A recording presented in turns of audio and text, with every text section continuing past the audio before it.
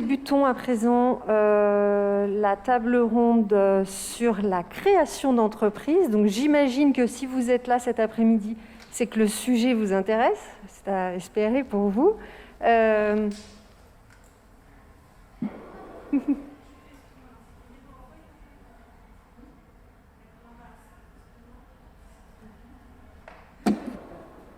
va y arriver.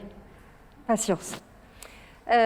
Donc je suis ravie d'accueillir également nos 4 partenaires qui sont présentes aujourd'hui sur cette table ronde sur la création d'entreprise, qui sont Sidonie Bouvier de la structure Récré Anglais, la micro-franchise, qui sont Sophie Rosier, qui est cofondatrice de l'association Connaissance, qui accompagne sur la recherche dans son projet jusqu'à parfois la création d'entreprise. Il peut y avoir d'autres projets, mais là, c'est le sujet aujourd'hui. Qui sont également Marie Trouet, qui est déléguée générale de l'incubateur Les Premières, qui accompagne les femmes dans la création d'entreprises innovantes en Auvergne-Rhône-Alpes. Et ici, Anne-Marie, merci. Anne-Marie Mouzet de ITG Portage, le portage salarial, donc une autre solution pour pouvoir créer son entreprise. Donc l'objet aujourd'hui là de cette conférence, c'est de faire un tour d'horizon de quels sont les possibles en fait quand on veut créer son entreprise, quelles sont les pistes qu'on peut étudier. Évidemment, il y en a qui vous parleront, d'autres moins. À vous de choisir. Et puis surtout, préparez vos questions pour nous les poser à la fin. Je vous raconte rapidement comment va se dérouler cette table ronde. Nos partenaires vont vous présenter ce qu'elles font, pourquoi elles sont là, donc en quelques diapos. Ensuite, je vais leur poser des questions pour qu'on comprenne bien le sujet de la création d'entreprise aujourd'hui pour les femmes en France. Ensuite, je vais faire témoigner 3 femmes et un bonus qui vont pouvoir raconter leur parcours de création d'entreprise dans le cadre d'une reconversion. Et puis, vous aurez la possibilité de poser des questions. Voilà. On va débuter maintenant par Sophie Rosier de l'association Connaissance, qui va nous présenter ce que fait cette association dans le cadre de la création d'entreprise.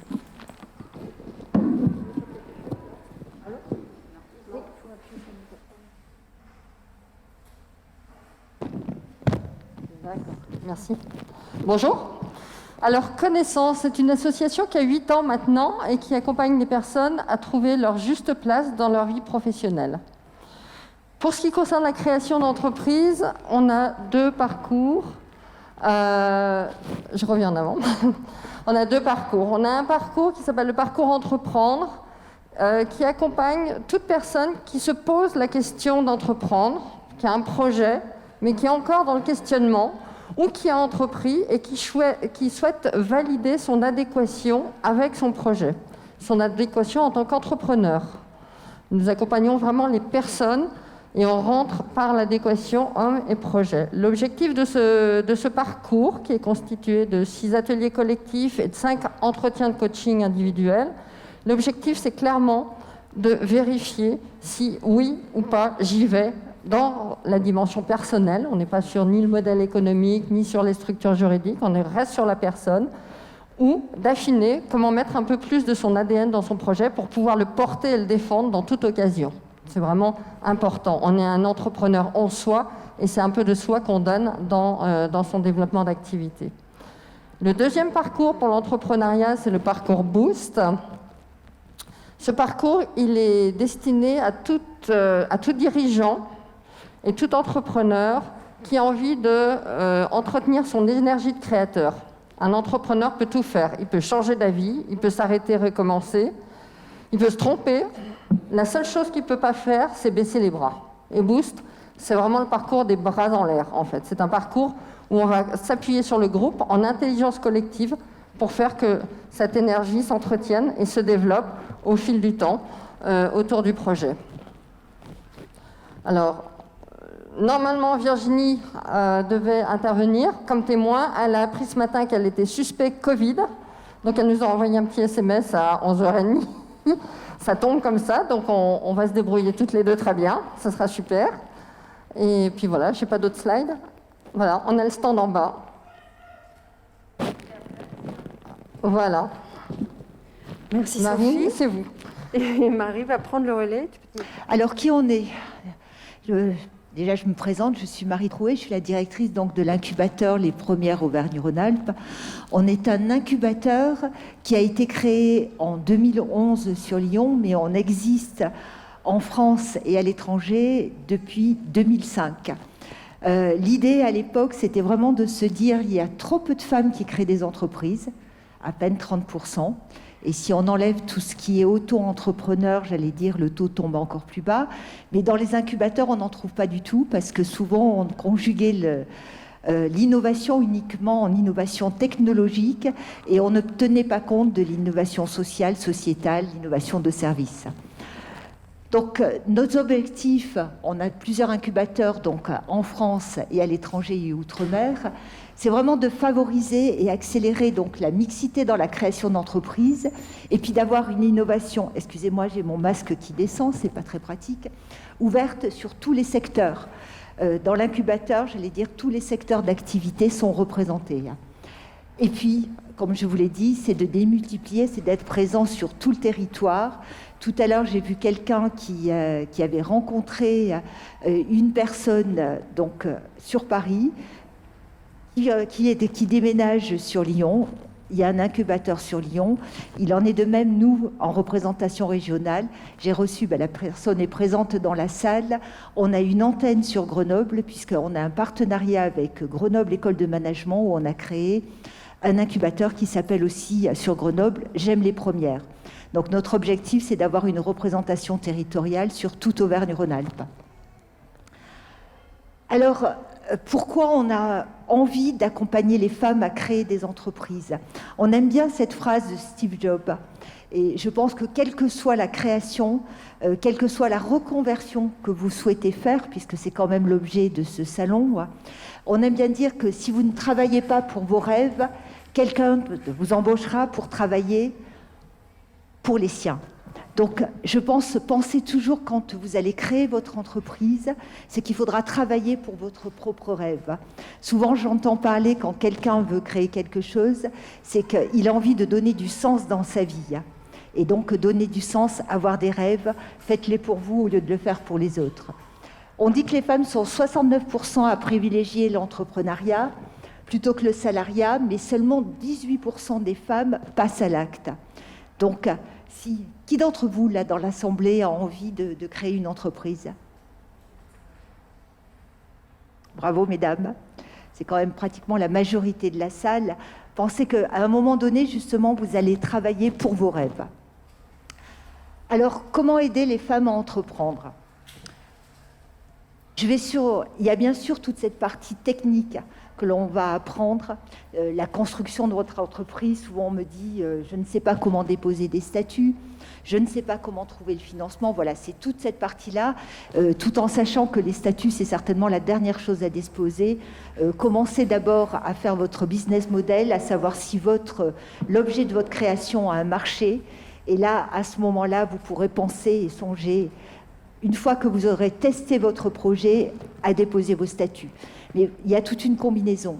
Mais j'allais dire, au sein de l'incubateur, on travaille aussi plusieurs autres choses. On appelle ça tout un travail de soft skills. Vous voyez, il n'y a pas très longtemps, on s'est allié à Pulsalis pour travailler dans la deep tech. Et nous, on ne va pas faire cette partie tech que va faire Pulsalis, mais on va faire cette partie soft skills qui est une attitude, une position. Moi, j'appelle ça la colonne vertébrale du chef d'entreprise. Regardez comme le chat, par moment, il faut penser, le chat, en fin de compte, il se voit comme un lion. Et bien, quand on attaque la création d'entreprise, je crois qu'aussi soi-même, il faut se voir comme un lion. Il faut avoir ce courage, cette énergie. Pensez aussi à votre attitude. Quand vous allez rechercher des financements, quand vous allez créer, c'est hyper important.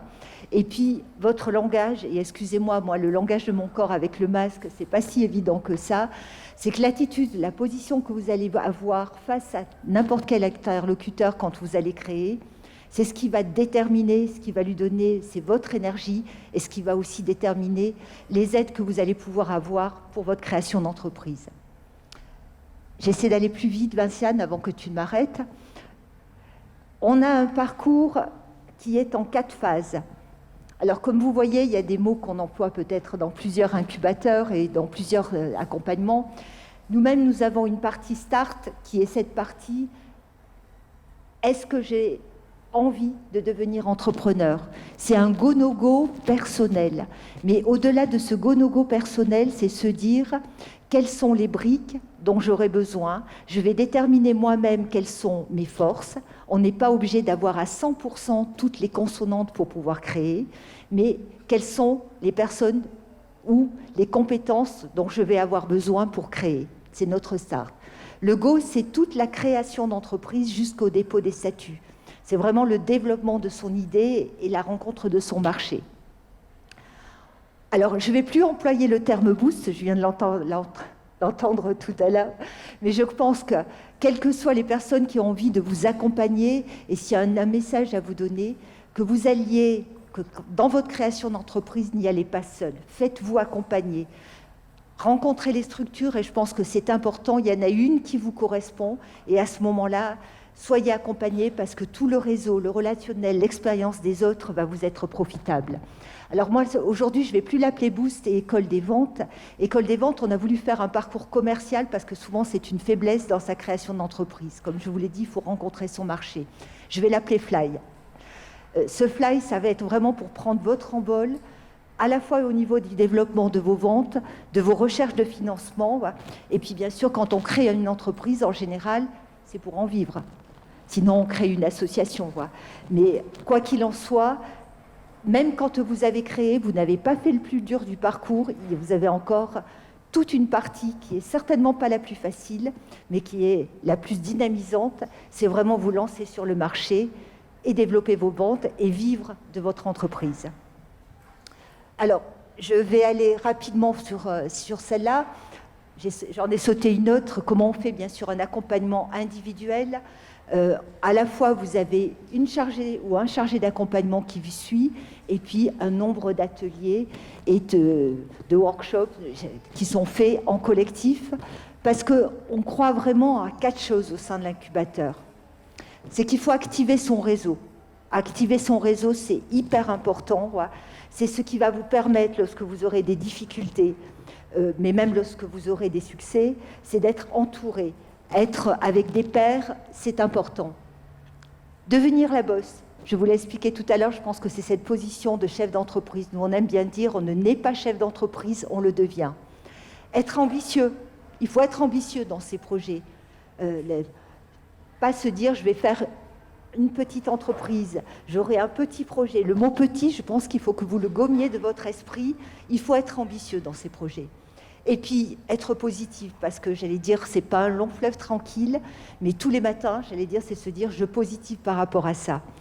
Et justement, je vais rapidement donner la parole à notre témoin, qui a créé, pas tout de suite, je n'ai pas le droit, donc je passe la parole à quelqu'un d'autre. Je vous remercie. Merci Marie. Non, je vais faire intervenir Charlotte tout à l'heure. Qui suit ? La micro-franchise. Sidonie Bouvier.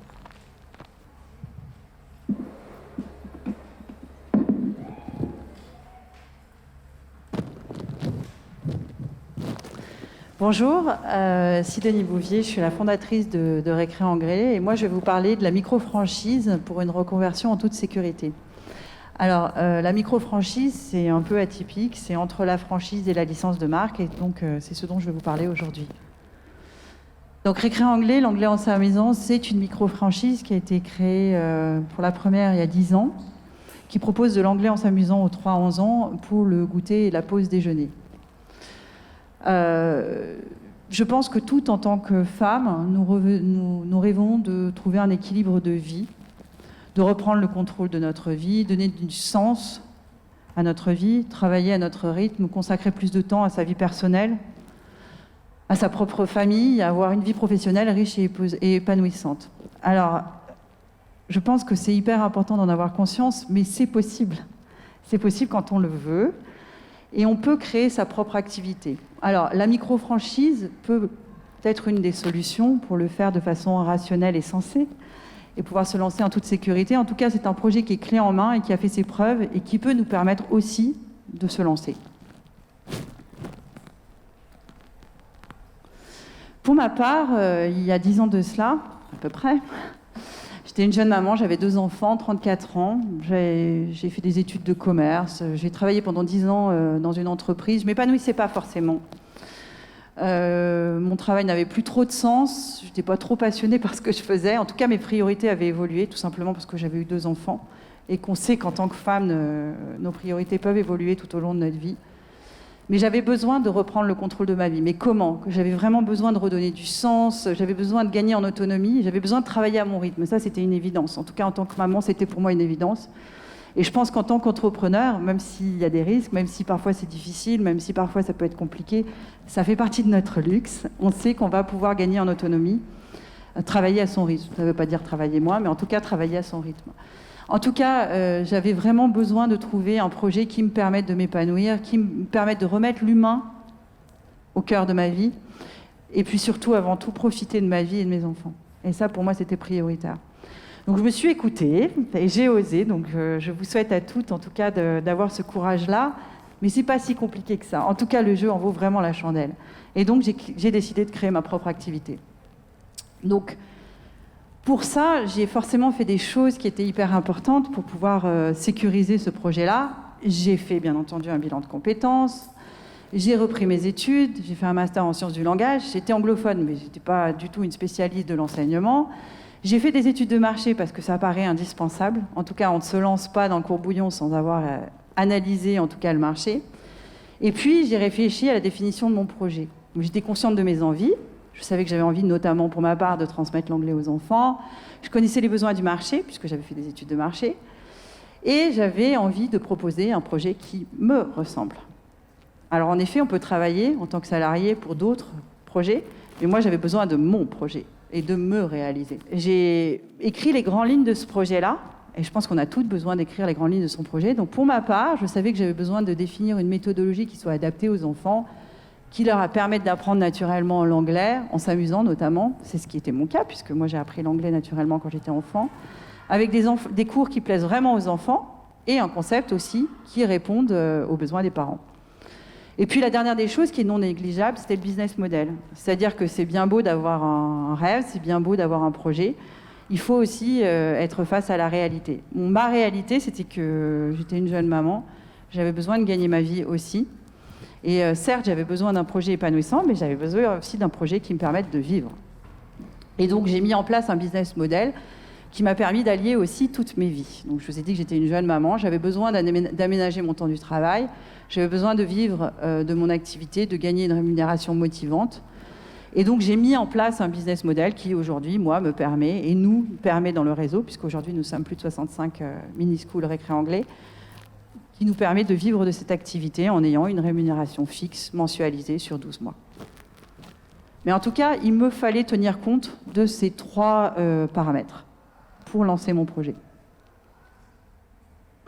La micro-franchise récré anglais est née donc il y a 10 ans. Moi, j'ai créé ma propre mini-school il y a 10 ans, sans certitude aucune, mais par contre avec une grosse envie de réussir et en me levant le matin, sachant pourquoi je le faisais.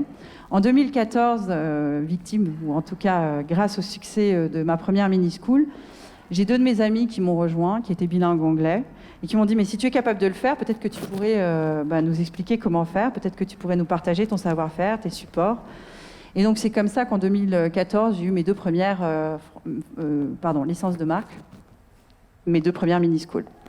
En 2015, j'ai créé à proprement dit ma micro-franchise, ma SAS récré anglais. Et c'est là où j'ai commencé à vouloir partager mon savoir-faire, mes formations. Accessoirement, on est devenu organisme de formation entre-temps. Donc aujourd'hui, on peut certifier l'ensemble de nos formateurs. Et l'idée, c'était de pouvoir mettre à disposition mon concept, ma méthodologie, mes programmes et tous mes outils qui permettent de créer, d'animer sa propre mini-school. Aujourd'hui, nous sommes plus de 65 mini-schools récré anglais, un peu partout en France. Toutes des femmes, avec le projet de s'épanouir dans sa propre activité, en étant totalement indépendant, mais le faire dans le cadre de la micro-franchise qui nous permet en fait de se sécuriser.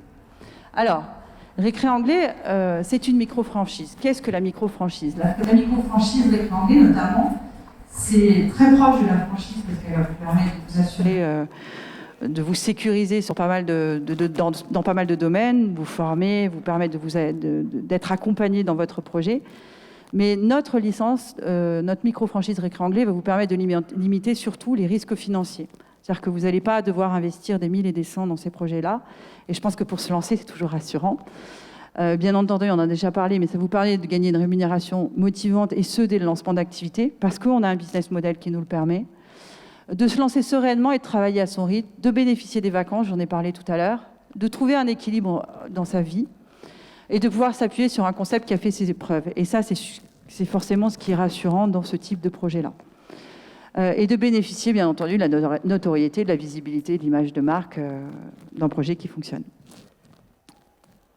Alors, les intérêts de la micro-franchise Récré Anglais, c'est qu'on met à disposition tous les outils dont on pourrait potentiellement avoir besoin. Donc, les outils pédagogiques et méthodologiques, ça ne s'invente pas forcément d'être enseignante, on le devient, mais vous avez besoin d'outils spécifiques, d'outils organisationnels, autant au niveau contractuel, juridique et de gestion, parce qu'encore une fois, il faut vraiment envisager tous ces sujets-là quand on est dans la création d'entreprise, des formations certifiantes, un accompagnement tout au long de son activité, que ce soit au lancement d'activité ou par la suite, tous les supports de communication, de marketing et autres qu'on pourrait imaginer, et bien entendu, et surtout, le soutien d'un véritable réseau. Donc aujourd'hui, on est dans un réseau d'expertes. Chez Récré Anglais, on a un tiers de nos licenciés qui sont des anglophones, un tiers qui sont des enseignantes, et un tiers qui sont passionnés de langue anglaise. Mais l'idée, c'est d'être dans un réseau de professionnels et entouré d'expertes professionnelles aussi. Pardon, j'ai fait une bêtise. Bref, quel que soit votre âge, votre profil, votre parcours, vous pouvez vous reconvertir, donner du sens à votre vie et reprendre le contrôle de votre vie. Je l'ai fait il y a une dizaine d'années et franchement, ça vaut le coup. En tout cas, si vous en avez envie, autorisez-vous à être une femme indépendante et épanouie. Ça vaut le coup. Merci beaucoup.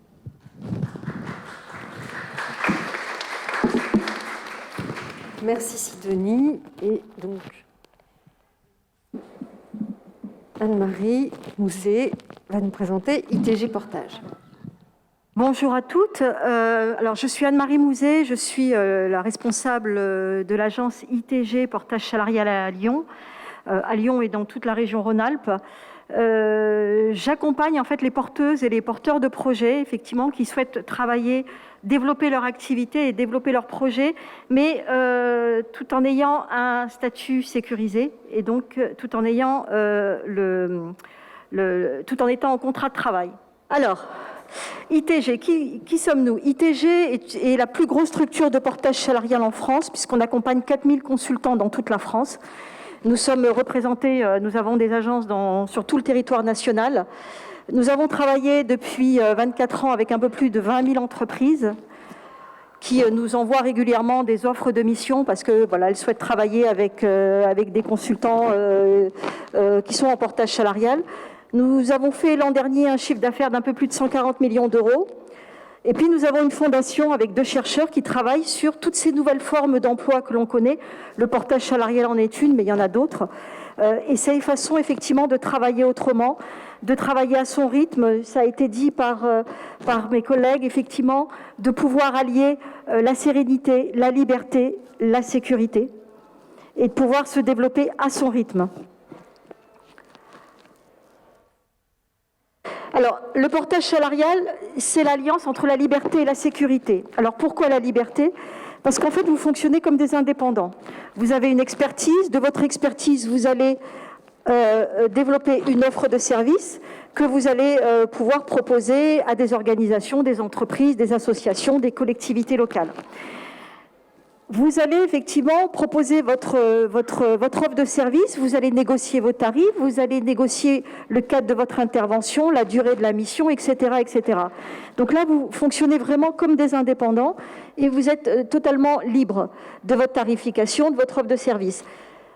Et puis, vous êtes en sécurité. Pourquoi? Parce que, en même temps, vous devenez salarié. Le contrat commercial les termes de votre accord avec votre client vont se retrouver dans un contrat commercial que nous allons signer pour vous. Donc nous allons signer le contrat avec votre client et parallèlement à ça, nous allons signer avec vous un contrat de travail pour toute la durée de vos missions. Ça implique quoi? Ça implique que du coup, vous avez la protection du régime salarié, vous cotisez à l'assurance retraite cadre, puisque vous devenez cadre, vous cotisez à l'assurance maladie, au chômage, à la prévoyance, vous avez une mutuelle d'entreprise si vous en avez besoin. On prend pour vous une responsabilité civile professionnelle, vous avez la possibilité de participer au PE d'entreprise, etc., etc. À qui s'adresse ce statut?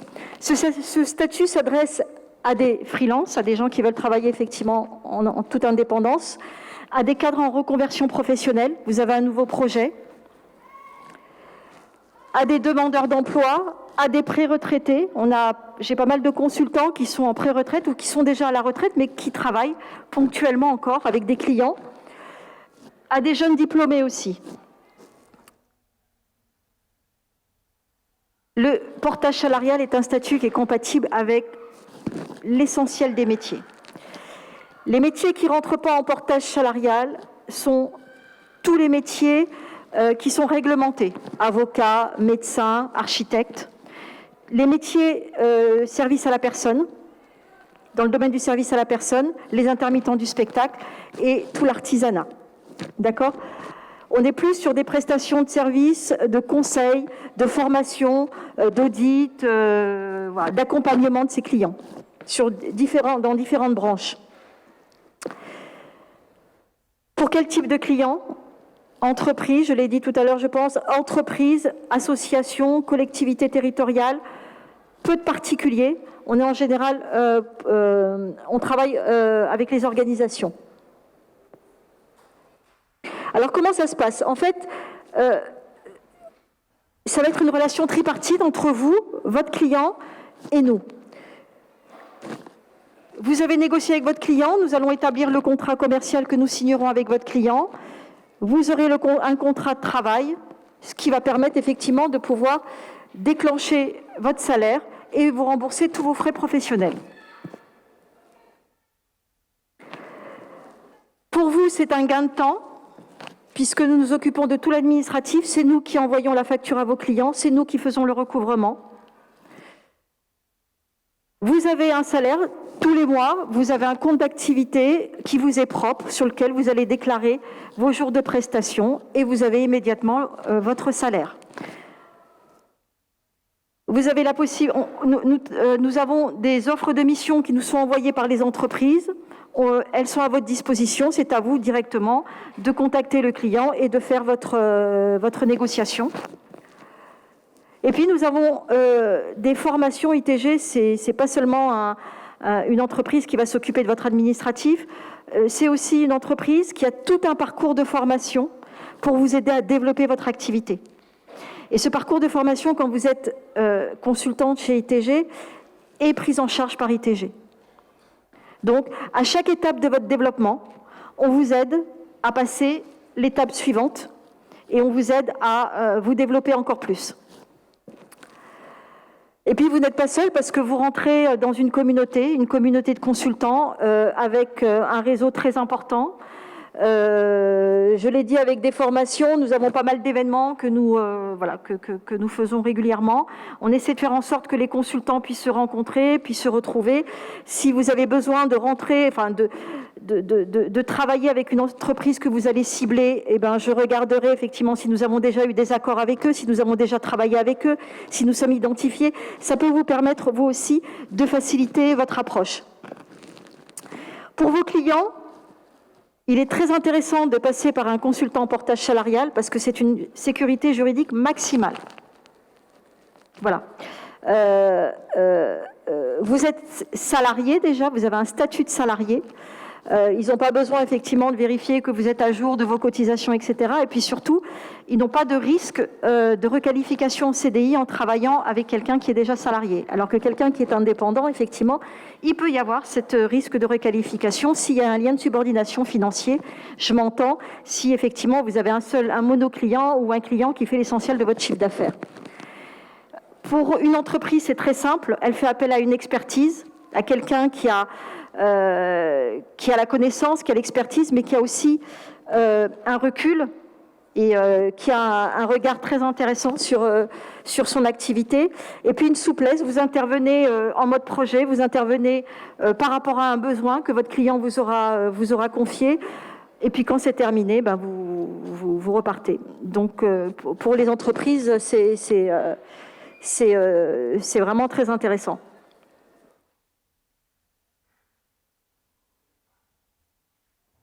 Je crois que j'ai fini. Voilà.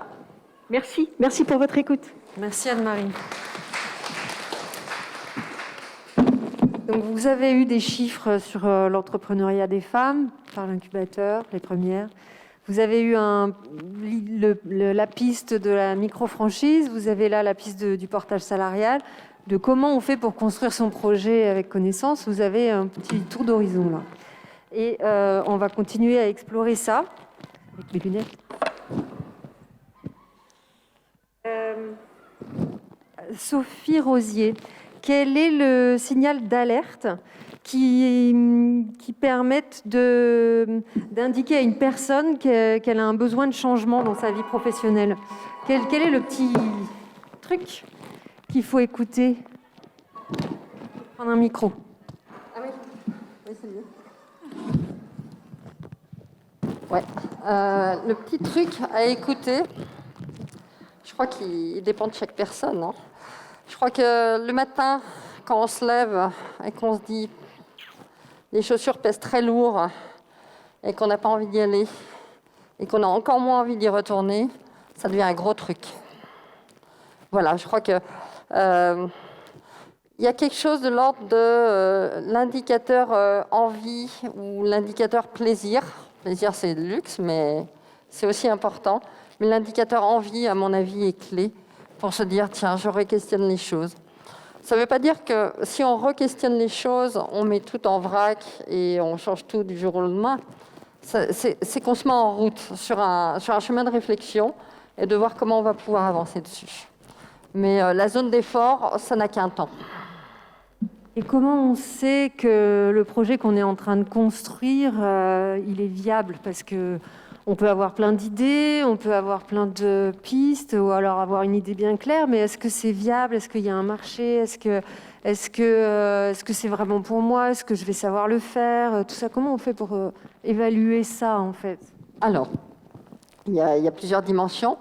Il y a déjà une dimension personnelle, vraiment, sur la viabilité. Donc on est toujours dans ces indicateurs qui sont très internes, hein, l'appétence, la manière dont on va se projeter dans son projet, etc. Ça, c'est vraiment important. L'envie, toujours pareil, cette année envie.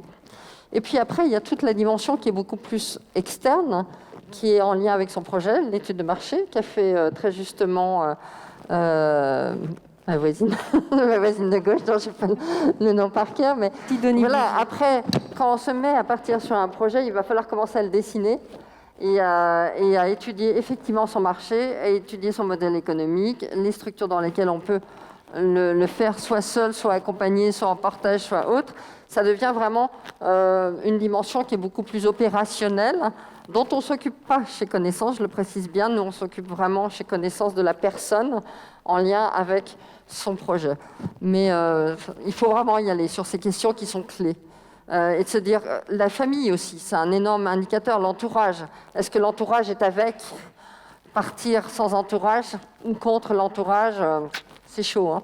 Et en même temps, ce n'est pas forcément l'entourage qui a la meilleure perception du projet, du marché, de la faisabilité. Donc il faut faut entendre un peu ce qui se passe autour et pas pour autant tout prendre pour argent comptant. Il ne faut pas prendre le contenu de ce qu'on nous donne pour argent comptant, là je vous retrouve complètement. Néanmoins, quand on démarre et qu'on est seul, déjà créer, c'est quand même, globalement, on est souvent seul, même si on s'associe. On reste quand même dans cette logique où on doit faire sa part des choses. Dans cette solitude, entre guillemets, même si on peut l'agrémenter plein de choses, si les proches ne sont pas avec, c'est un peu plus compliqué, quand même. Merci. Anne-Marie Mouzet, comment, vous nous l'avez un peu présenté là, avec la solution du portage, mais comment je fais pour créer mon entreprise en ayant un sentiment de sécurité ? Comment je lance l'activité ? Par quoi je commence en fait pour créer en étant à peu près sécure ?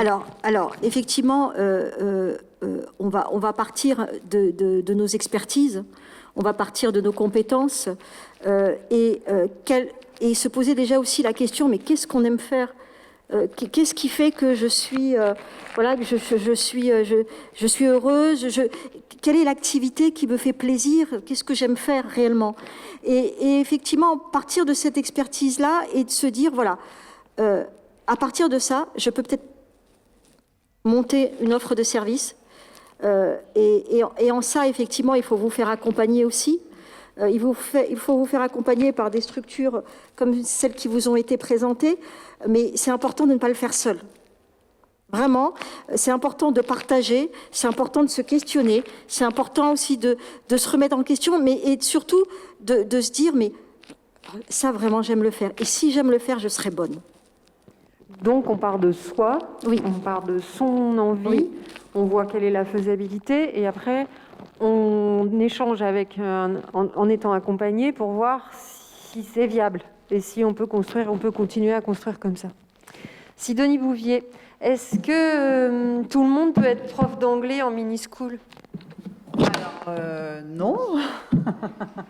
Non, parce qu'il faut déjà avoir un certain niveau d'anglais. C'est déjà la première chose. Et puis aussi avoir envie de travailler avec les enfants. Mais dans l'absolu, oui. C'est-à-dire qu'aujourd'hui, ce que je disais tout à l'heure, on a vraiment des profils très différents, des très beaux parcours, des femmes avec des compétences très diverses. Donc oui, dans l'absolu. Après, oui, il faut parler clairement, couramment anglais ou avoir un très bon niveau d'anglais. Nous, on a un niveau B2, ce qui ne veut peut-être pas dire grand-chose pour vous, mais en tout cas un niveau anglais courant.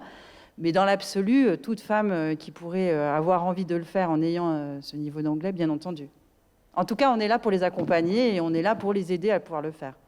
Et ça marche, la micro-franchise, en ce moment, enfin voilà, ces dernières années, comment vous avez indiqué que vous étiez déjà 65 en France. Donc là, potentiellement, je pourrais avoir une perspective de, si j'étais fluent en anglais, je pourrais avoir une perspective de créer une micro-franchise et d'avoir une activité suffisante. Alors, pour répondre à cette question, je vais revenir un petit peu sur la période de confinement qu'on a tous vécue, qui a été assez traumatisante, j'avoue, mais qui nous a tous poussés un peu dans nos retranchements. Pour Récré Anglais, ça a été une période prolifique, c'est-à-dire qu'on a recruté une 30aine de personnes à ce moment-là. Tout simplement parce qu'on s'est remis on s'est remis en question, on a créé des programmes à distance, on a fait en sorte que notre réseau puisse continuer à travailler, parce que pour nous, c'était hyper important. C'était rassurant pour toutes les femmes de pouvoir continuer leur activité, même en période de confinement. Donc ça, on a su faire. Et donc oui, aujourd'hui, on est capable de proposer, parce qu'aussi on propose un service, mais on est capable de continuer à proposer ce service aujourd'hui. Donc ça veut dire qu'aujourd'hui, toutes les mini-schools qui se sont ouvertes au mois de septembre, donc ces nouvelles personnes qui nous ont rejoints en fin d'année, vivent de leur activité. C'est-à-dire que elles ont rempli leur année. Toutes n'ont pas rempli leur année, parce que le business model veut que la première année soit une année de lancement. Mais en revanche, on sait qu'en moyenne, ce sont des personnes qui vont travailler 30 semaines par an. Elles vont gagner en moyenne entre 1 500 et 1 800 euros en travaillant 3 jours par semaine, en travaillant 30 semaines par an. Donc on a la connaissance et l'expérience aussi de tout ce qui a pu être vécu auparavant. Mais en tout cas, même en cette période très compliquée, c'est vrai qu'on a su sortir notre épingle du jeu. C'est vrai qu'il faut travailler, il ne faut jamais baisser les bras et il faut toujours croire en l'avenir. Et je pense que oui, c'est possible, en tout cas à ce jour, de pouvoir se lancer et réussir avec ce type de projet-là. Marie Troué, de l'incubateur Les Premières. Vous nous avez annoncé des chiffres, enfin tu m'as annoncé des chiffres. On va pas se vous voyez aujourd'hui. Non, tu m'as annoncé des chiffres, tu nous as annoncé des chiffres sur la création d'entreprises par les femmes aujourd'hui. Quels seraient les métiers ou les secteurs professionnels dans lesquels la création d'entreprises pourrait être profitable aux femmes aujourd'hui ? quels sont voilà, par quelles passerelles elles peuvent aller pour créer leur activité? Alors actuellement, on est en train de beaucoup dire à tout le monde, je ne sais pas s'il marche, voilà, il marche. Si. Vous savez, les femmes, on est souvent dans certaines activités. On nous le reproche par moments, mais je pense que là, pendant cette période de Covid, tout le monde en a vu l'utilité. Moi, quand on me dit les femmes sont dans quel secteur, bien sûr, on est dans la santé, on est dans le care, on est dans l'éducation, on est dans la food, on est dans le service. Et je me dis qu'actuellement, il y a vraiment des domaines où il faut faire très très attention. C'est essayer de mettre du digital, du numérique dans tout ce que l'on fait actuellement. Je vous donne un exemple, et puis peut-être Charlotte vous en parlera aussi tout à l'heure. Quel que soit le service, le produit qu'on peut avoir, ça a été votre cas au niveau des micro-franchises. Si toutes les personnes où ça s'est super bien passé, c'est celles qui ont pu digitaliser à un moment donné, se renouveler, créer une plateforme, faire des cours en ligne. Et je pense que dans tous ces domaines, nous les femmes, ou des fois tout ce qui va être technique, numérique, digital, c'est des fois pas tout à fait notre appétence. Et je me dis qu'il faut vraiment pas prendre du retard dans ces domaines-là. On peut, et on vient de vous le dire, en effet, je reprendrai après vous. Moi, un jour, il y a quelqu'un qui m'a dit, pour travailler, un jour tu iras travailler de bonheur, mais de bonheur en un seul mot. Et je pense que souvent, il faut se dire ce mot-là, est-ce que je vais travailler le matin de bonheur? Et c'est ce qui fait aussi qu'on bouge et qu'on change. Mais par contre, quand on fait des choix, et on en a bien conscience actuellement, il faut arriver à construire son entreprise dans quel que soit le domaine dans lequel on choisit, en essayant de ne pas rater ce coche de ces nouvelles technologies qu'on peut avoir, parce qu'on le voit très bien, dans certaines circonstances, ils sont plus qu'utiles. Autre point que je voulais qu'on aborde ensemble, Marie, qui est souvent un écueil dans le projet des femmes. Tu nous disais tout à l'heure que le mot petit, tu invitais à faire disparaître ce terme du vocabulaire des femmes. On a une petite présentation, voire une petite question, donc je vous invite à préparer des grandes questions pour la fin. Il y a un point sur lequel, en tout cas, vous travaillez au sein de l'incubateur, c'est la question du financement des entreprises par les femmes. Qu'est-ce que tu peux nous dire de ça? Oui, ne sous-évaluez pas votre projet. Quand vous êtes en création d'entreprise, c'est le moment où il faut que vous ayez de l'ambition par rapport à votre projet. Vous savez, à un moment donné, les banques, elles ne financent pas la trésorerie. Donc, quand vous êtes en création d'entreprise, ayez l'ambition. Une femme, en général, les banquiers nous disent c'est extraordinaire parce que de toute façon, on aime bien les financer.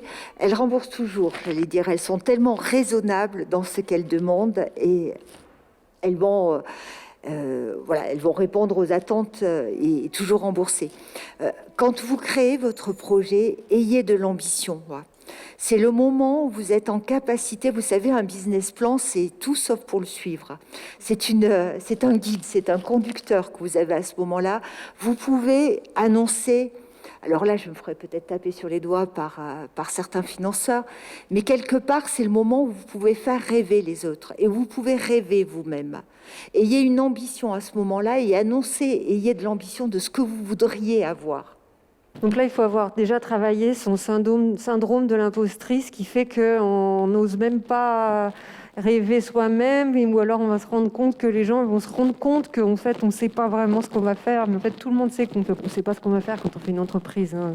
La base, c'est qu'on ne sait pas ce qui va se passer. Je ne sais pas, on va projeter, justement, quand on vous dit à ce moment-là, vous avez tous les possibles de pouvoir imaginer ce que vous allez faire.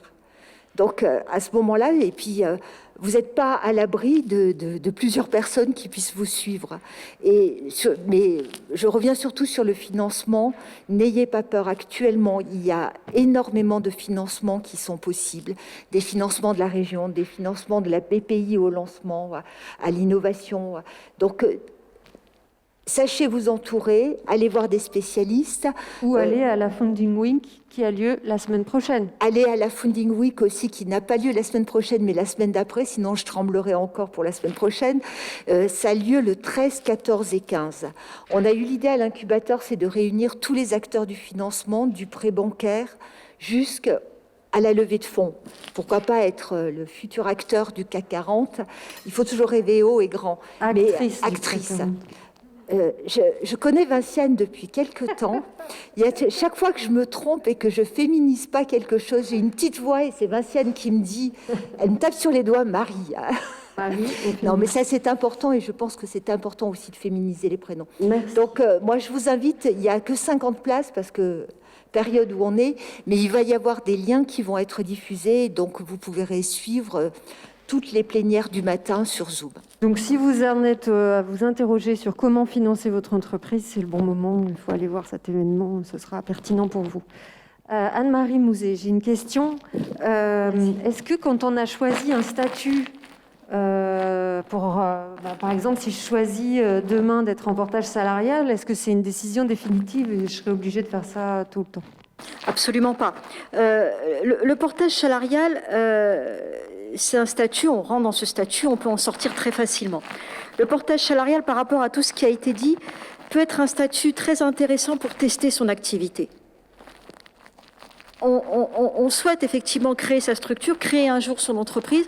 On peut se dire, tiens, je vais peut-être le tester, je vais tester mon offre de service, je vais tester mon activité en portage salarial. Si ça fonctionne, si je développe, si j'ai des clients, si je facture régulièrement, eh ben banco, je vais créer ma structure, je vais créer mon entreprise. Donc c'est un statut qui est vraiment très intéressant pour ça, et c'est un statut dans lequel le portage salarial est un statut très réglementé aujourd'hui, et c'est un statut dans lequel vous pouvez rentrer parce que vous avez une mission en contrat à durée déterminée, mais vous pouvez être aussi en CDI parce que vous facturez régulièrement et que ça vous va bien de fonctionner avec une entreprise qui va s'occuper de tout votre administratif et d'être dans une communauté de consultants, mais vous développez votre activité, vous pouvez rester comme ça, et puis le jour où vous voulez créer, on fait le nécessaire et puis c'est terminé. Vous quittez le portage salarial pour votre création. Merci. Sophie Rosier, j'ai une dernière question pour vous. Et après, on va écouter les témoignages. Ça vient d'où l'envie d'entreprendre? On l'a où? Oh là là, question. Quelle question? Merci beaucoup, Vinciane, pour cette belle question. On l'a où, cette envie d'entreprendre? En fait, ça me fait le lien avec le premier témoignage de Virginie Santoro qui n'est pas là. Et voilà, En fait, quelque part, souvent, on a... alors, ça peut être, j'allais dire, familial ou environnemental, beaucoup. Il y a des gens de père ou de mère, pardon, de mère en fille. Voilà, il peut y avoir un environnement culturel qui peut réveiller ça tout de suite ou plus tard. Hein, c'est le tout de suite et le plus tard, c'est le quand. Ça peut être un rêve d'enfant. Ça peut être de pouvoir réaliser quelque chose dont on a envie et on ne sait pas où le faire. Moi, personnellement, c'est comme ça que j'ai commencé à entreprendre. J'avais envie de faire quelque chose, je ne savais pas où le faire, donc j'ai créé. En tout cas, ce qui est sûr, c'est que d'où que ça vienne, quand une petite voix en nous commence à chatouiller l'oreille en disant « Ah, j'aimerais bien me lancer, j'aimerais bien créer », vraiment, je vous invite à étudier le truc, vraiment. À aller au bout de l'histoire, que vous créiez ou pas au final, mais que vous étudiez. Sinon, la petite voix, elle revient tout le temps en boucle, et quoi que vous fassiez, elle reviendra en boucle. Donc, allez vous occuper de la petite voix, et vous verrez ce qu'elle vous dessinera. Oui, on va raconter le parcours de Virginie Santoro, qui est notre première témoine, mais qui n'est pas là pour question de déclaration de contact Covid ce matin. Donc voilà, on avait préparé l'entretien. Donc en toute transparence, elle n'est pas là, mais on avait quand même échangé. Et on va essayer avec Sophie Rosier et moi-même de vous retranscrire ses propos. Et si j'ai posé cette question à Sophie, c'est justement parce que Virginie Santoro nous avait dit que ça venait de l'intérieur. C'est qu'on l'a à l'intérieur. Le fait d'être chef d'entreprise, ça vient de l'intérieur. Racontez-nous rapidement son parcours. Oui, alors Virginie a un parcours, elle avait fait un BTS de comptabilité. Elle a commencé par la comptabilité, qu'elle a exercé en entreprise pendant 3 ans. Quelque part, finalement, ça lui convenait pas complètement. C'est un exemple type de « matin, je sais pas trop quand je vais aller, quoi ». Et là, elle a fait un CAP de cuisine. Et suite à son CAP de cuisine, donc qui était vraiment plutôt sa passion, quoi, vraiment son appétence, elle a exercé dans différents restaurants de différentes formules jusqu'à tomber dans une association où elle exerçait la cuisine. Et dans cet environnement-là associatif, elle a fini par prendre d'autres fonctions. Elle y est restée 11 ans jusqu'à avoir un poste d'encadrement. Et assez important, je crois elle était plus ou moins dirigeante de l'association. Et là, un accident de parcours, on va dire, mais en tout cas, elle ne s'est plus du tout retrouvée dans ce contexte-là salariée. Et c'est là qu'elle a voulu entreprendre. Elle parlait d'épuisement professionnel à ce moment-là. Oui, elle a eu elle a eu un accident de parcours assez important. Et ça a créé un vrai épuisement professionnel. C'est là qu'elle s'est posé la question de se dire mais comment je pourrais exercer ce métier que j'adore, qui était chef de cuisine. Et je partage le témoignage qu'elle avait fait de la petite phrase de sa fille au moment où Virginie Santoro cherchait un nouveau métier, une reconversion, changer de job. Sa fille qui lui dit mais maman, t'as déjà un métier, fais-le quoi. Et en fait c'était la cuisine puisqu'elle avait été formée longtemps avant. Souvent on se donne beaucoup de protection mais on oublie de se donner la permission. Et c'est l'association de la permission avec la protection qui va donner votre puissance.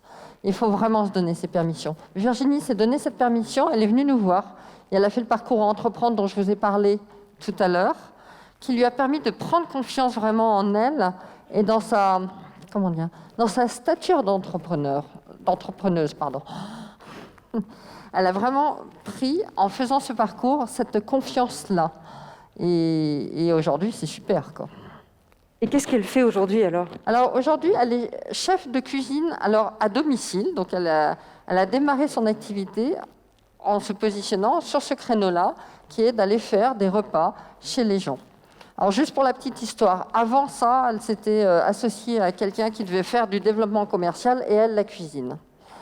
Et je l'accompagnais personnellement à ce moment-là, en tant que coach professionnel. Et c'est là qu'elle a commencé à s'apercevoir que ce n'était pas toujours évident. Et tout l'enjeu pour elle a été de regagner confiance dans sa capacité à gérer l'ensemble du truc. Ce n'est pas parce qu'on est chef de cuisine qu'on ne va pas bien promouvoir son activité.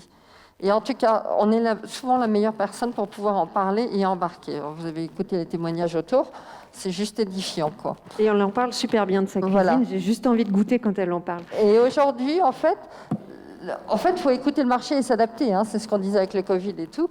Mais même sans Covid, il faut toujours faire la même chose. Qui a répondu vraiment juste pour Virginie ? C'est une activité plus de traiteur et de travail avec des entreprises comme chef.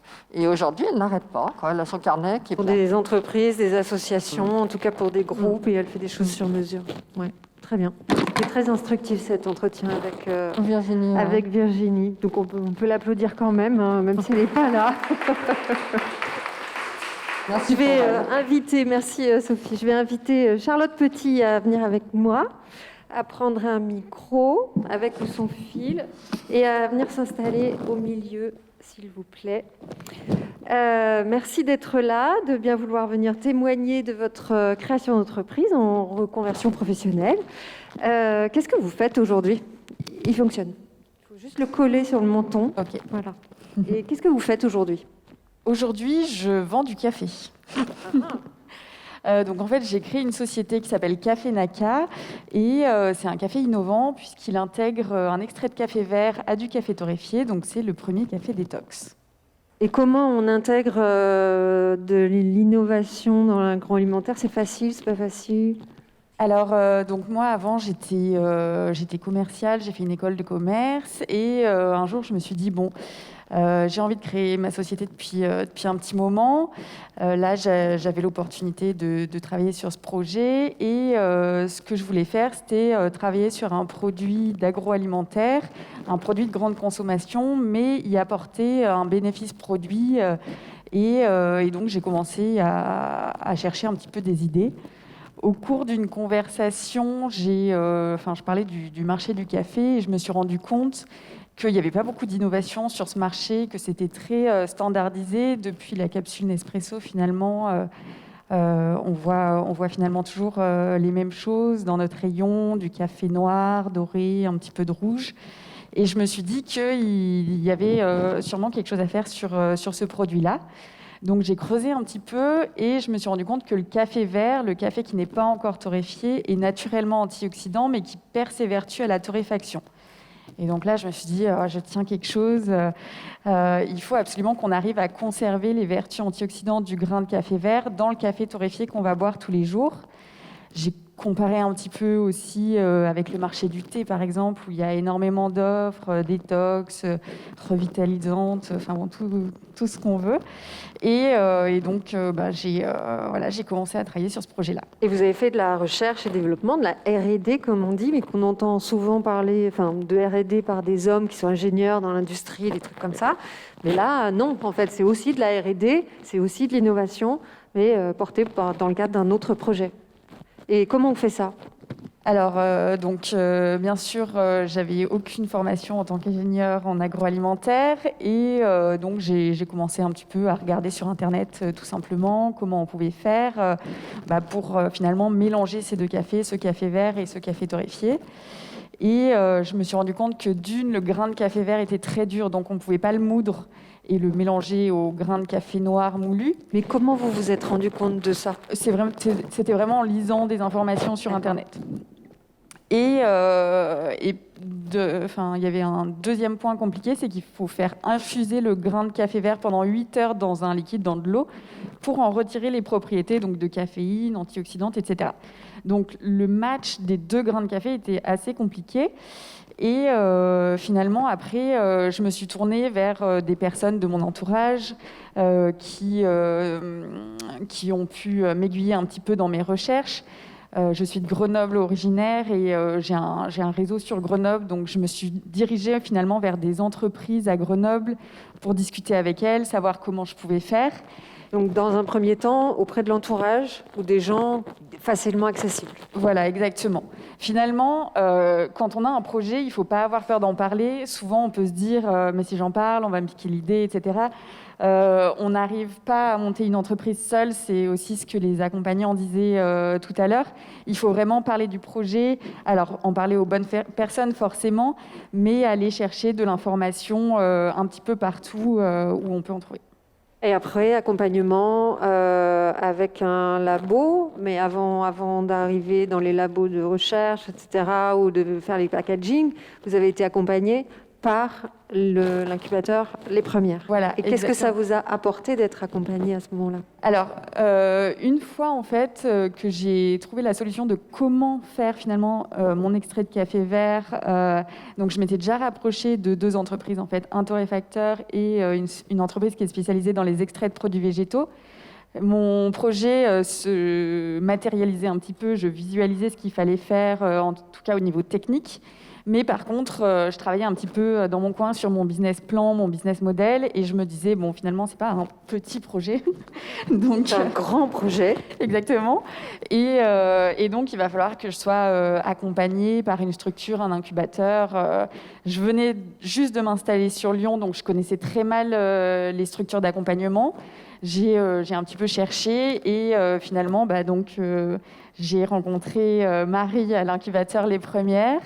J'étais enceinte de 9 mois quasiment. Et parce qu'on a oublié ce détail. C'est qu'en fait, vous avez commencé le travail de la création d'entreprise en même temps qu'une grossesse. Oui, exactement. En fait, je suis tombée enceinte quand j'ai quitté mon job et que j'ai commencé à travailler sur le projet. Donc, 9 mois plus tard, j'arrive chez Les Premières, donc vraiment enceinte de 9 mois, à la réunion d'information. Et là, je me suis dit, c'est une structure qui peut me convenir. 1 mois et demi après, j'avais accouché et j'ai passé mon entretien pour être sélectionnée au sein de l'incubateur.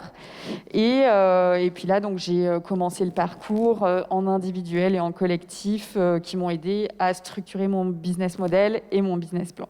Vous en êtes où aujourd'hui ? Aujourd'hui, on a créé la structure en janvier 2019. On a commencé à commercialiser nos produits en mai 2019. Donc, on a un petit peu plus d'1 an d'actifs au niveau de la commercialisation. On trouve où les produits Comment ça s'appelle déjà ? Café Naka. Donc nos cafés sont disponibles donc moulus et en capsule compatible Nespresso dans un réseau d'épiceries fines et de magasins bio. Donc on a environ 110 points de distribution aujourd'hui. On peut notamment le trouver dans pas mal de La Vie Claire sur la région lyonnaise. Donc vous saurez que si vous allez dans ces boutiques, vous voyez du café Naka, bah, c'est une personne comme vous et moi qui a créé ça. Et voilà, et c'est possible en fait. Merci beaucoup. Merci à vous. Pour cette... merci Nathalie Tourtelier d'être là aujourd'hui. Qu'est-ce que vous faisiez en début de carrière ? J'ai commencé par l'hôtellerie internationale. Après, j'étais professeur des écoles. Et me voilà chez Récré Anglais. Vous êtes donc, vous avez créé une micro-franchise Récré Anglais en tant que vous avez créé votre mini-school pour apprendre l'anglais aux enfants. J'ai quitté l'éducation nationale. Ça, c'est déjà un beau défi. Un beau défi. Et donc, j'ai créé ma mini-school. J'étais là au salon il y a 2 ans. Donc, voilà. Vous avez découvert le réseau il y a 2 ans. Il y a 2 ans, j'ai rencontré Sidonie et sa collègue Cécile. Je maîtrisais la langue anglaise vu mon parcours. Je l'ai appris à l'école. Dans l'hôtellerie. Je l'ai appris à l'école. Ensuite, je suis partie en séjour. Je l'ai développé, je l'ai parlé évidemment intrinsèquement dans mon premier métier. Donc j'avais les compétences de langue. Et puis, j'avais aussi des compétences pédagogiques. Avec les enfants. Pourquoi vous étiez passé de l'hôtellerie à l'éducation nationale ? Parce que j'ai déménagé. Un déménagement, ça ne fait pas toujours cet effet-là. J'ai déménagé de Paris à Lyon. J'ai eu un déclic parce que je voulais être... Tout au départ, je voulais être prof d'anglais. Je suis allée à la fac, ça a été une catastrophe. Donc j'ai rattrapé un cursus plus cadré, une école, un BTS. Qui m'a mené, BTS de commerce qui m'a mené à l'hôtellerie. Et puis quand je suis arrivée à Lyon, j'ai mis mon fils à la crèche et j'ai eu un déclic. J'ai dit que je voulais être professeure des écoles, en tout cas enseignante depuis toujours. L'anglais, ça n'a pas marché, tant pis. Je suis allée au concours de professeur des écoles. J'y ai passé une 15aine d'années. Et puis ça suffit. Et après, j'ai réussi à concilier, grâce à Récré Anglais, mes compétences et mes envies surtout. Quand vous dites ça suffit, c'est que vous avez, au bout de 15 ans de professorat des écoles, vous avez eu envie de faire autre chose. J'ai eu envie de faire autre chose. Voilà, j'avais fait le tour, je m'ennuyais un petit peu, ça ne correspondait plus à mes attentes, de vie, je dirais, ni à mes valeurs, et j'ai préféré quitter et me lancer sur un autre projet. Et il s'est trouvé que je suis venue à ce salon, que j'ai trouvé ce concept, j'ai dit c'est fait pour moi. Et ça a été le cas. Et c'est une vraie réussite. Et comment ça se passe aujourd'hui pour vous ? Alors, j'ai ma mini-school qui fonctionne très bien. Donc, j'entame ma 2e année, là, avec le même nombre d'élèves. Je travaille, c'est ce qu'on disait exactement tout à l'heure, je suis le modèle de Sidonie. Je travaille 3 jours et demi par semaine, avec un salaire très décent. J'organise mon temps comme je veux, grâce à la formation pédagogique, aux outils qu'on nous met en place, au réseau qui nous accompagne et à la formation permanente. Je ne peux que m'améliorer, je ne peux que faire encore mieux pour les enfants. Donc voilà, ça c'est ma vie à l'année scolaire. Et puis, quand j'ai envie, je fais des stages où là, je peux aussi m'exprimer un petit peu plus avec ma personnalité et toujours avec la structure Récré Anglais. Et ça permet de vivre encore un petit peu mieux financièrement. Et en tant qu'ex-enseignante de l'éducation nationale, quel regard vous avez porté quand vous avez découvert la pédagogie proposée par Récré Anglais, qu'est-ce que vous en avez pensé et qu'est-ce que vous en pensez aujourd'hui ? Alors, je pense vraiment, en tant qu'enseignante, ex-enseignante, enfin je le suis toujours, puisqu'on enseigne quand même, c'est un produit absolument fantastique parce que tout est pensé. Déjà, vous n'allez pas chercher ailleurs, parce que ça, c'est le défaut des enseignants. On veut toujours mieux faire. On veut toujours... Je vois que quelqu'un acquiesce au fond. On veut toujours mieux faire, on s'éparpille, on passe des heures sur la toile. Là, vous avez une pédagogie qui a été pensée, qui fonctionne, qui est à la fois linéaire et en même temps, il y a des choses qui convergent. Ça marche extrêmement bien. Les enfants font des bons à la Toussaint, à Noël, en fin d'année, on est sur des jeux de mots. Donc, on utilise l'outil. il est extrêmement bien fait, on est extrêmement bien formé pour ça. Donc c'est un atout puisqu'on gagne du temps, c'est performant. Et puis après, il y a plein d'autres choses autour pour s'amuser. Et on fait en fait tout ce qu'on aime faire en classe, mais qu'on n'a pas le temps de faire parce qu'il faut faire du français, des maths, et on oublie les arts plastiques, le sport et les langues. Voilà. Donc en fait, vous êtes heureuse. Très. Merci J'ai le Nathalie. masque, ça se voit pas assez, mais... Merci Nathalie Portelier.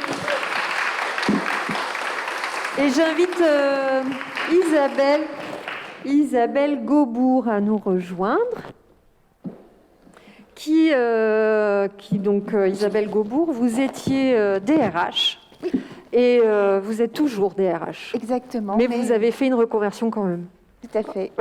Donc, est-ce que vous pouvez raconter comment de DRH on devient DRH et pourquoi c'est pas la même situation? Exactement. Donc j'étais DRH en entreprise où j'ai eu une carrière de 32 ans avant de me dire avant de me dire c'est quoi cette vie, je travaille comme une folle, je suis en déplacement permanent, je vois plus les gens que j'aime, etc.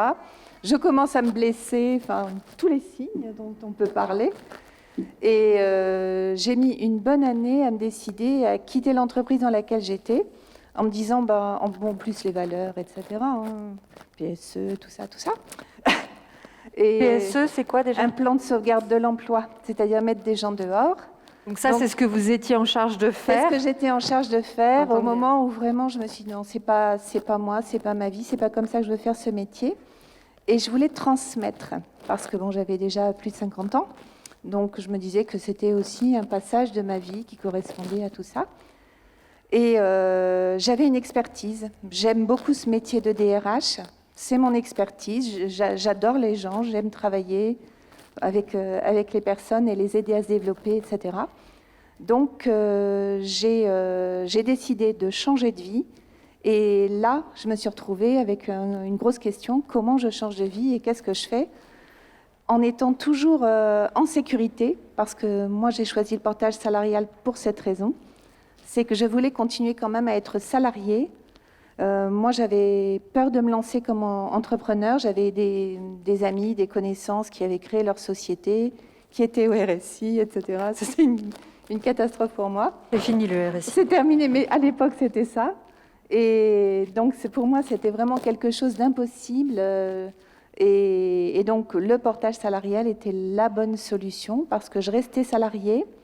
Je pouvais travailler avec l'expertise que j'avais et qui était reconnue. Donc, je ne me posais pas de questions au moment où j'ai démarré. Et vous avez démarré pas directement avec le portage. Ouais. Comment vous avez fait au début, en fait? Tout de suite après avoir été salariée? Tout de suite après avoir été salariée, déjà, j'ai fait une grosse coupure parce que on parlait de... Moi, j'ai été burn-out. Épuisement professionnel. Épuisement professionnel.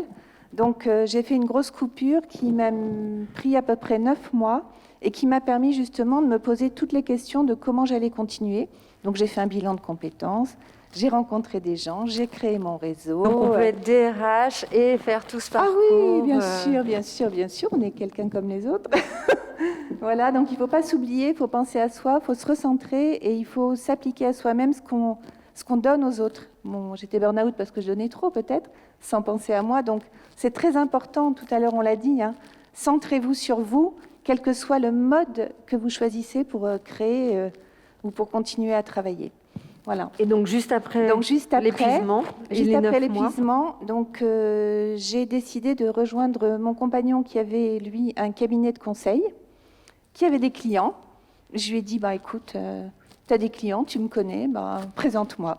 Et c'est comme ça que j'ai commencé. Et ça a marché.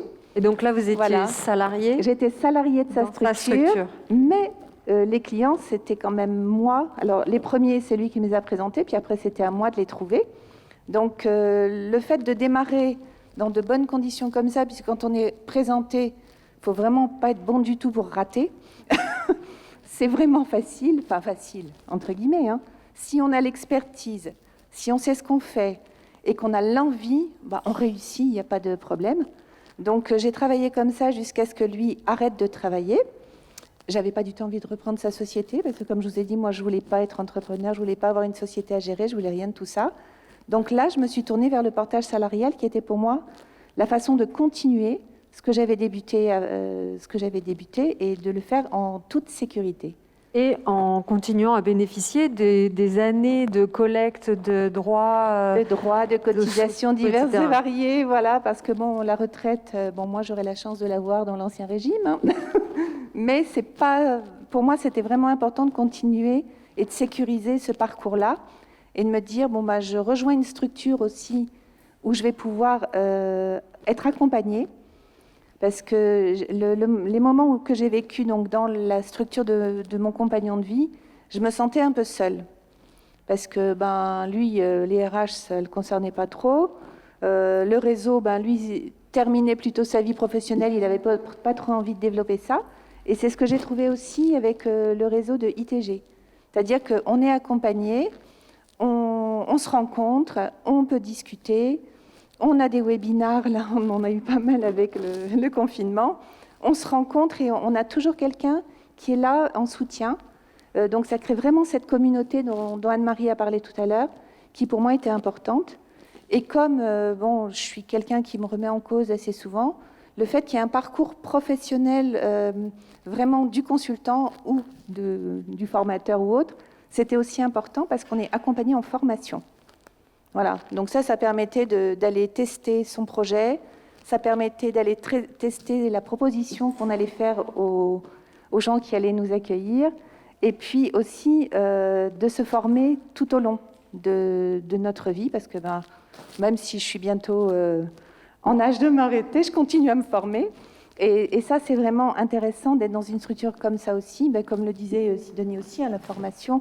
Enfin, le fait d'être accompagné, c'est vraiment très important. Donc, dans vos choix, le fait de continuer à pouvoir se former, être accompagné, quel que soit l'accompagnement, c'est vraiment très important. Merci beaucoup Isabelle Gaubourg pour votre témoignage et pour ce beau parcours inspirant.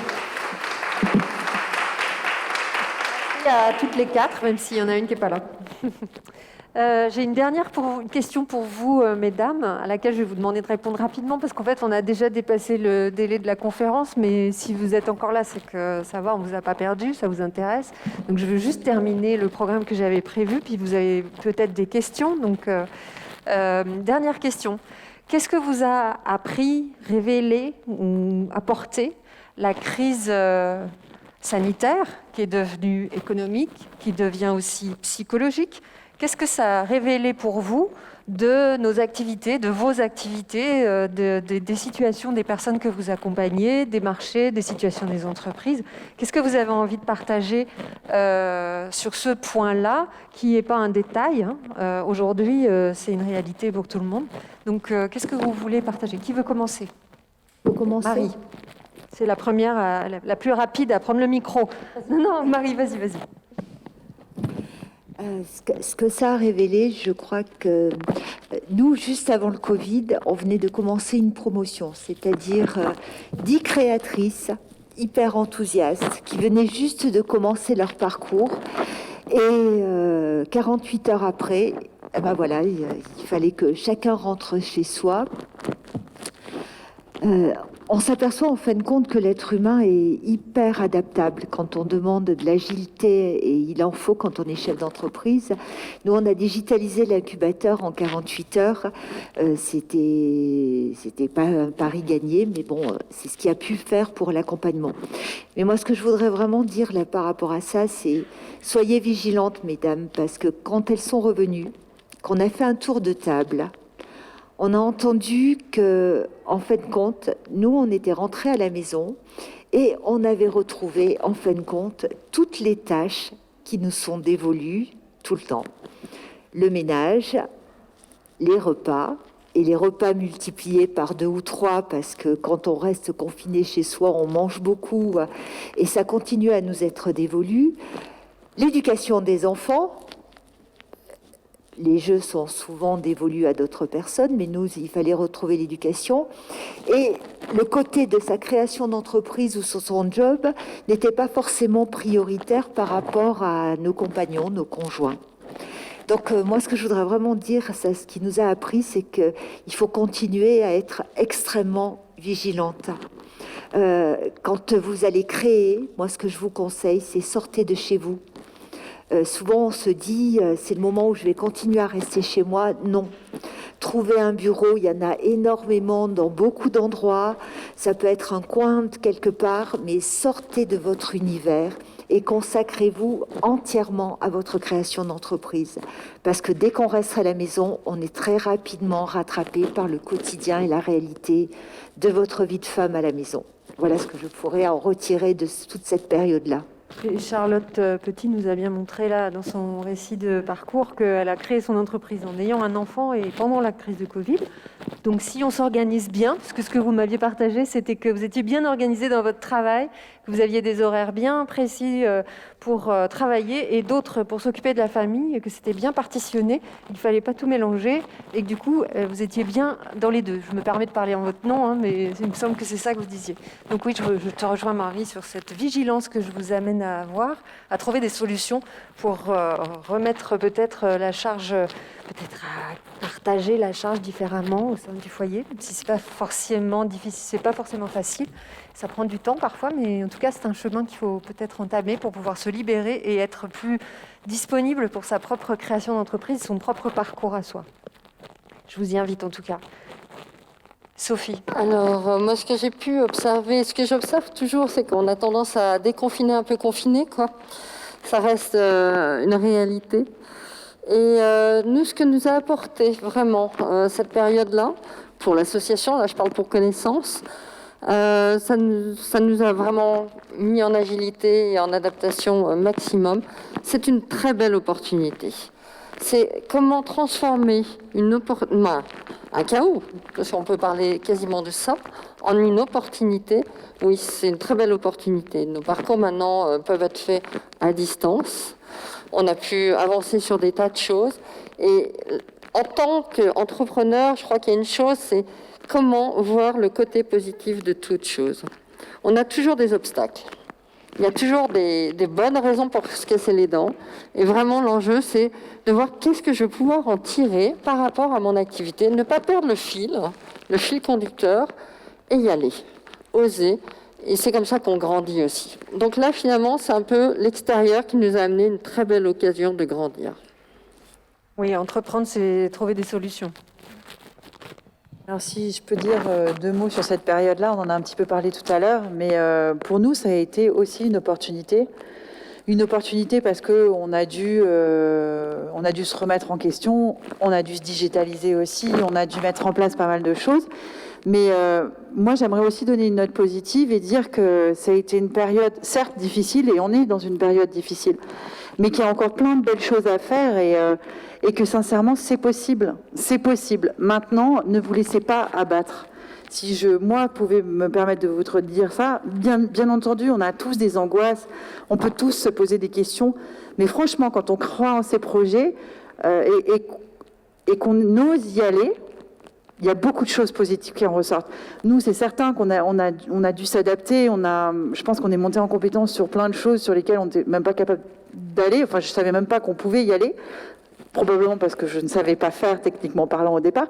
Mais il y a plein de choses qui sont possibles. Il y a de très belles choses qui en sont ressorties. Et nous, notamment au niveau du réseau, on s'est soudés les unes aux autres. On a développé encore plus de webinars, encore plus de formations, encore plus d'animations, encore plus de belles choses. Et finalement, je pense qu'on est sorti grandi de tout ça. Et ça a révélé aussi l'aspect très local en fait de l'activité des personnes en micro-franchise, puisque les mini-schools, elles sont implantées dans le territoire et donc il y a une proximité aussi. Je pense qu'on avait une valeur ajoutée qui était certaine, qui existait auparavant, mais qui est d'autant plus criante aujourd'hui. En tout cas, ce qui est certain, c'est qu'on peut faire beaucoup de belles choses encore. Maintenant, ne pas trop stresser non plus. C'est certain qu'il y a des matins plus difficiles que d'autres, mais il vaut mieux voir le verre à moitié plein qu'à moitié vide. Et en tout cas, c'est ce qui nous fait avancer. Je pense qu'il y a 10 ans, j'étais incapable de vous dire que je serais là aujourd'hui. Mais par contre, j'ai toujours eu envie de faire quelque chose qui me passionne. J'ai toujours eu envie d'aller de l'avant. Et je continue et je continuerai toujours. En tout cas, tant que je pourrai. Merci. Anne-Marie, qu'est-ce que vous avez envie de partager, vous ? Alors, nous, on a fait la même chose, effectivement. On a digitalisé tous nos parcours de formation, parce que la demande, elle continuait pendant ce temps-là. Hein. Les gens, ils sont chez eux, mais justement, ils réfléchissent, ils se remettent en question, ils se disent, mais c'est bien, j'ai envie, voilà. Donc, on a continué à répondre justement à cette demande. On a digitalisé beaucoup, on a fait beaucoup de webinars, beaucoup de partages. On restait en lien avec les personnes. Et puis, on s'est aussi beaucoup occupé de nos consultants, et on s'est battu pour que les consultants, et ça c'était pas gagné, pour que les consultants qui étaient en portage salarial puissent prétendre au chômage partiel. Et donc tous nos consultants chez ITG ont été indemnisés et ont eu le chômage partiel, alors que ce n'a pas été le cas dans beaucoup de structures de portage salarial, parce que ça veut dire qu'on a cette capacité de trésorerie et cette capacité effectivement à payer, à avancer les salaires, voilà. Donc, parce qu'en fait, les salaires sont générés par les activités des individus, normalement. En fait, c'est comme un salaire vous salariez de votre propre activité, mais il n'empêche que voilà, il faut avancer ces salaires-là, il faut être quand même assez costaud. Et c'était franchement pas évident qu'on puisse avoir pour eux le chômage partiel, parce qu'au démarrage, il n'en était pas question du tout. Et notre président est monté au créneau, et effectivement, il s'est battu, et le syndicat des entreprises s'est aussi battu pour ça. On y est arrivé. Voilà. Et ça, c'était vraiment quelque chose qui était fondamental pour nous. C'était vraiment de sécuriser les consultants qui se retrouvaient du jour au lendemain, sans plus de mission, sans plus rien. Voilà. D'où, Sidonie. En attendant, je vais juste faire une observation, c'est qu'en fait, tout le monde a partagé... ici, toutes les quatre, vous avez partagé la nécessité que vous avez eue de digitaliser ou de numériser vos activités, parce que forcément à distance, donc on a toutes fait des Zooms, des visios, tout le monde ici, hein, je n'ose même pas poser la question, lever la main, parce que tout le monde va dire oui. Ça veut dire qu'en fait, c'est important de maîtriser ces sujets dans le numérique. Donc je veux juste alerter vos esprits sur le fait de maîtriser le numérique, ce que disait Marie tout à l'heure. C'est vraiment important que vous vous posiez cette question de quelles sont mes compétences sur le sujet et qu'est-ce que j'ai envie d'apprendre et qu'est-ce que j'ai envie de faire et comment je vais le faire techniquement pour que vous puissiez maîtriser cette partie et ne pas être tributaire des bons vouloirs d'une autre personne. Ça, c'est très important dans la création d'entreprise, de pouvoir au moins comprendre ce qu'on fait faire aux autres. Donc, dans le numérique, si vous faites faire un site internet, comprenez ce que vous faites et vous le ferez faire encore mieux. Alors oui, je vais juste me permettre de rebondir sur votre intervention et qui est en lien avec ce que vous étiez en train de dire, Vinciane. Mais nous, ce qui nous a paru hyper important, c'était que nos micro-franchises, nos mini-schools continuent à exercer. Et ce que je voulais dire aussi, c'est que c'est possible. C'est-à-dire que nous avons pu continuer dans nos activités, mais qu'il est aussi possible pour tout un chacun. Je sais qu'on est dans une société où on s'appuie beaucoup sur l'aide qu'on peut nous apporter, et c'est une très bonne chose. Mais il est aussi possible, même en période de confinement, même en période difficile, de continuer à se rémunérer et de continuer à travailler. Et je pense que ça, c'est un vrai message d'espoir, mais c'est vrai. Donc voilà, c'était juste là-dessus que je voulais revenir. Oui, entreprendre, c'est c'est trouver des solutions aux problèmes qu'on rencontre tous les jours.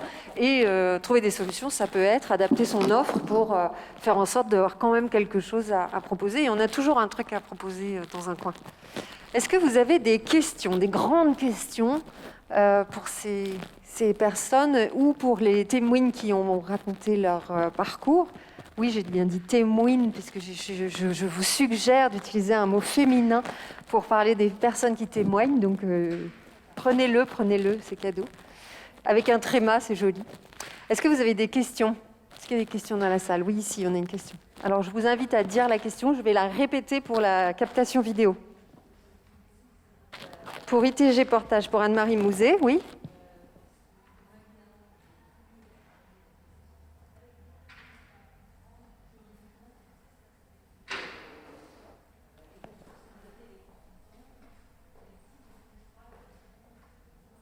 Donc la question est, concrètement, quel est le type de contrat que la société de portage peut avoir avec les personnes qui sont consultantes en contrat avec la société? Est-ce qu'on peut répondre rapidement à cette question? Sinon, si ça devient compliqué, vous pourrez encore échanger après. On a tout simplement un contrat à durée déterminée ou un contrat à durée indéterminée. Le contrat classique que vous pouvez trouver dans une entreprise en tant que salarié. On n'a rien inventé, c'est vraiment... De toute façon, en portage salarial, on est assujetti aux règles du droit du travail. C'est très clair. Donc on a un contrat de travail. Vous avez une mission, vous avez une prestation qui a une durée limitée, vous allez être en contrat à durée déterminée. Vous avez une très longue prestation où vous êtes développé, vous travaillez régulièrement avec des clients, on ne va pas faire à chaque fois des contrats. Vous êtes en CDI, ce n'est pas un problème.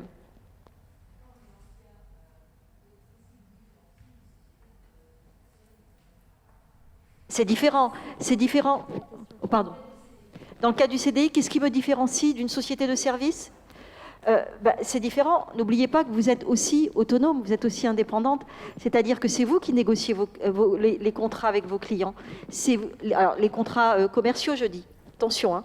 C'est vous qui négociez vos tarifs, c'est vous qui négociez la durée de votre intervention, le cadre de votre intervention. Donc là, c'est différent. Ce n'est pas nous qui choisissons pour vous les prestations ou les missions que vous allez faire. Donc ça, c'est la partie identique. Et la partie différente, moi, je dirais aussi que c'est les droits sociaux qui sont complètement différents selon qu'on est créatrice d'entreprise en SARL, en SAS, en EIRL, où on va avoir des droits sociaux spécifiques. Et là, c'est un contrat salarié, de salariat.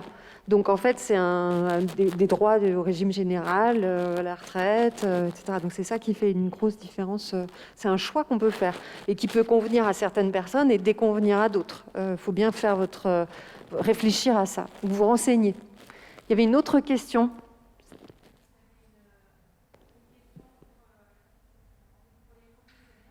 Pour les premières.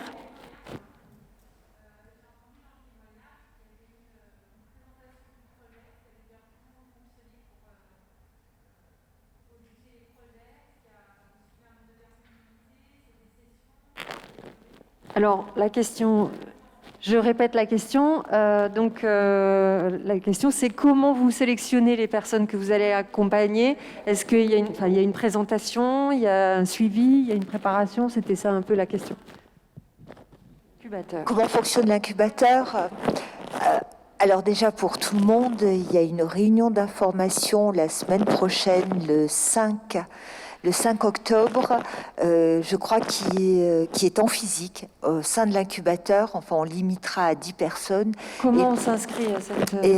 Vous allez sur notre site internet, Oui. et sur notre site internet, au niveau événements, vous pouvez vous inscrire à cette réunion d'information. Lespremièresaura.com. www.lespremièresaura.com.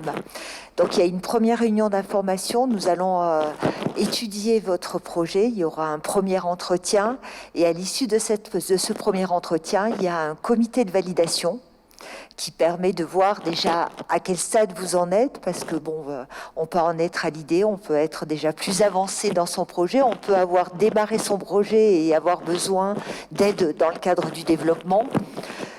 Donc voilà, il y a plusieurs phases et c'est à l'issue de ce comité de validation qu'on vous propose une intégration dans tel ou tel programme. Alors les deux programmes qui sont en anté-création sont des programmes en promotion. Les programmes en développement, comme vous pouvez le comprendre. Programme en promotion, Marie. Programme en promotion, c'est qu'il existe 2 à 3 promotions par an de 10 à 12 projets. Donc ça veut dire qu'il y a une date de début, voilà, il y a une date de début, une date de fin. Alors, date de début et date de fin, on va l'entendre par rapport aux ateliers que l'on met en place, aux workshops qu'on met en place.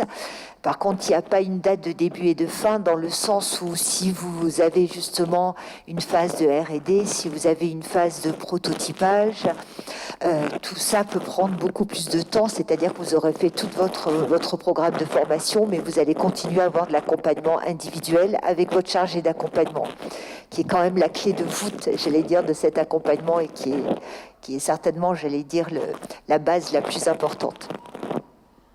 Est-ce qu'on a répondu à votre question? Est-ce qu'il y a d'autres questions? Oui? Bonjour.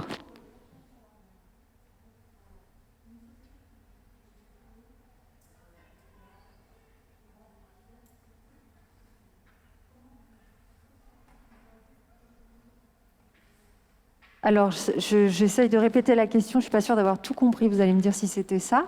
Une question pour le portage salarial. Une société qui veut se créer et qui n'a comme clientèle que des personnes en particulier, pas des sociétés.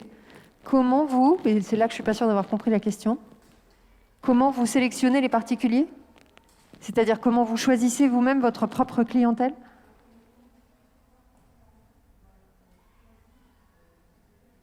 Comment la société de portage va choisir les personnes en particulier qui vont travailler avec vous?